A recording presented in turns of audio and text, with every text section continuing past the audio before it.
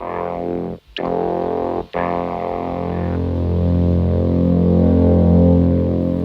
is Computer Insider. I'm Bob Pritchard. The life of an early adopter can sometimes lead to some, well, let's just call it very expensive issues.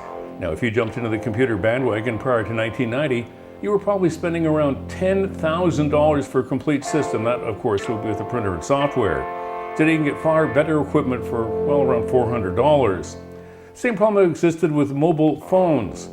Early car phones were about $5,000 for the phone itself, and later when cell phones were launched, they were much less expensive in terms of an appliance, but the airtime charges were incredibly high.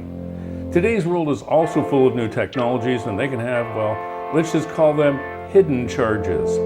Take, for example, this driver in New Jersey, Gary. Gets up in the morning, heads to work, and gets into his truck and heads out to do his deliveries. His cross to bear?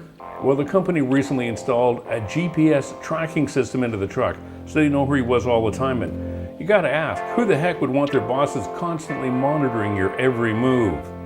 So he did what any red-blooded American would do.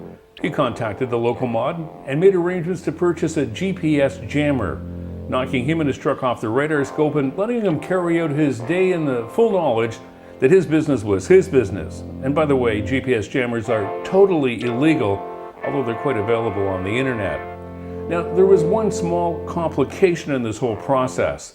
As it turns out, the good people at Newark Airport in New Jersey, which just happened to be located in the center of his route, were testing a brand new device called a SmartPath Precision Landing System, which is a GPS-based knowledge system which will increase airport capacities.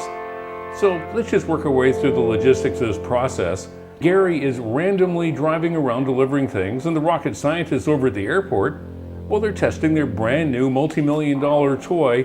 And you have to envision the number of people it must have taken to actually track down Gary and turn off his GPS tracker. The courts didn't share Gary's enthusiasm for his privacy on the job. They fined him $31,875. The good news is that with Gary out of the equation, SmartPath has finished its testing process and now is a key component in the air traffic system at Newark Airport. Reporting for Computer Insider, I'm Bob Pritchard.